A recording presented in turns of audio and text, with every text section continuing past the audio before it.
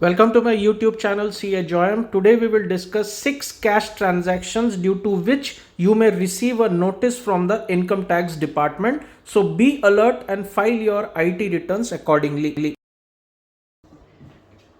Hi friends, good morning.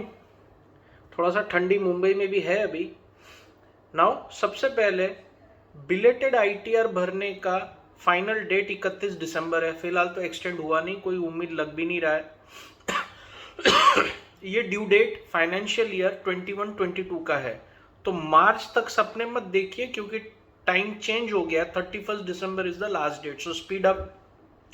दूसरा, ये जो कुछ डिटेल में अभी बताने वाला हूं 3-4 चीजें, ये इसके बाद पावर पॉइंट प्रेजेंटेशन में थोड़ा डिटेल में है. ये पहले मैं आपको बता चुका हूं, पर फिर भी एक डिस्कस कर लेते क्योंकि IT रिटर्न आप लोग फाइल करने वाले हैं. सबसे पहले इनकम टैक्स का बेस लॉजिक क्या है. Whatever ITR you're filing, income tax return you're filing should be backed by all data. मतलब if you're showing an income of 1 crore, you should have the source of that income. If you're investing 75 lakhs or making expenses of 75 lakh, you should have supporting document and proof of the destination कि यहाँ पे मैंने खर्च किया है, तो कोई problem नहीं है. उसमें TDS होना चाहिए, ये होना चाहिए, तो कोई प्रॉब्लम नहीं है डिपार्टमेंट को. पर अगर आपने कैश ट्रांजैक्शन किया तो 6 ऐसे मेन चीजें हैं जो मेरे पावर पॉइंट प्रेजेंटेशन में कवर्ड है, जिसके वजह से आपको नोटिस आ सकता है. अभी बेसिक क्या है. You are filing ITR of 10 lakhs and your bank statement has transactions of 50 lakh 60 lakh cash. तो ये कहां से आया नोटिस? अब क्या आएगा ही, because income tax is always online. अभी आपको कुछ बताने की जरूरत नहीं है. वेरियस तरीके से आप वैसे भी सर्वेलेंस में रहते हैं कुछ कुछ चेक पॉइंट्स के थ्रू. ना सबसे पहले आप FD जो है 10 लाख के ऊपर कैश में या मल्टीपल अमाउंट में 10 लाख या 10 लाख से ऊपर साल भर में करते हैं कैश में, तो आपको नोटिस आएगा अगर आपका ITR उसको सपोर्ट नहीं कर रहा है.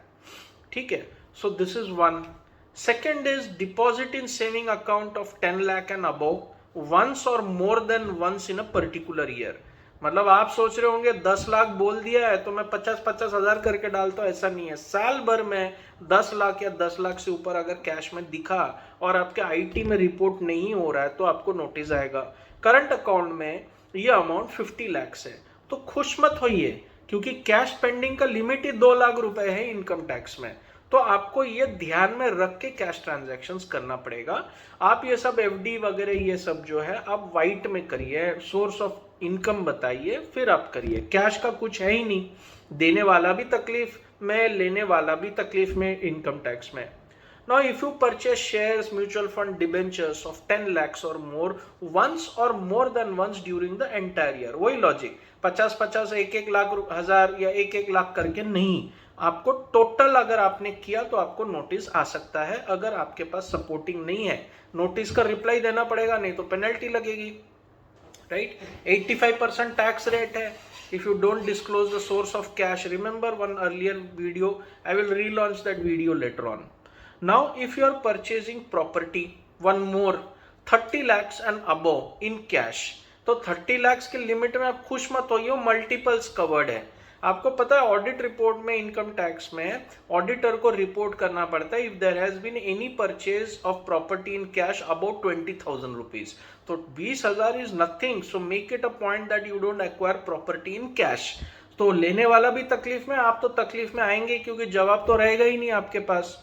प्लस अभी एक नया जवाबदारी रजिस्ट्रार्स पे आ गया है प्रॉपर्टीज का. ऐसा कोई भी प्रॉपर्टी 50 लाख एंड अबव का रजिस्टर होता है तो कंपल्सरीली एवरी क्वार्टर एक रिटर्न रजिस्ट्रार को इनकम टैक्स में भरना पड़ेगा, stating all such transactions of 50 lakhs and above that has been done in a particular area. All over India के रजिस्ट्रार पे जवाबदारी दे दिया है CBDT ने. पर इनकम टैक्स का खुद का कैश लिमिट इस 2 lakhs पर 30 लाख के ऊपर अगर आप कोई प्रॉपर्टी रजिस्टर करते हैं तो आपको नोटिस आएगा. वैसे ही foreign exchange, travellers cheques, debit cards का पेमेंट आप करते हैं 10 lakh and above in cash, whether once or in parts during the entire year will attract income tax notice. वैसे ही क्रेडिट कार्ड का लिमिट 1 लाख है, साल भर में मल्टीपल्स में 10 लाख एंड अबव में आपको नोटिस आएगा. अगेन द थंब रूल और द बेसिक मूल आधार इनकम टैक्स का है, आपका जो पैसा गया है और आया है उसका सोर्स और डेस्टिनेशन का प्रूफ आपके पास है, आप समझा सकते हैं तो कोई टेंशन नहीं, नहीं तो आपको नोटिस आएगा तो उसका पेनल्टी भरना पड़ेगा। अगर आप समझा नहीं पाते हैं तो unexplained credit, unexplained debit, section 68, section 69, ये सब हम लोग बाद में डिस्कस करेंगे। फिलहाल ये 6 ट्रांजैक्शन है जिसके वजह से आपको नोटिस आ सकते हैं। ये सब प्लान करके ही आपका ITR भरिए। अगेन द बिलेटेड ITR का due date is 31 December, not 31 March. तो 5-6 दिन ही बचे, ये हफ्ता ही बचा, सैटरडे तक आप भर के इसको खत्म करिए। Have a nice week ahead. We will be keeping more knowledge videos in the future.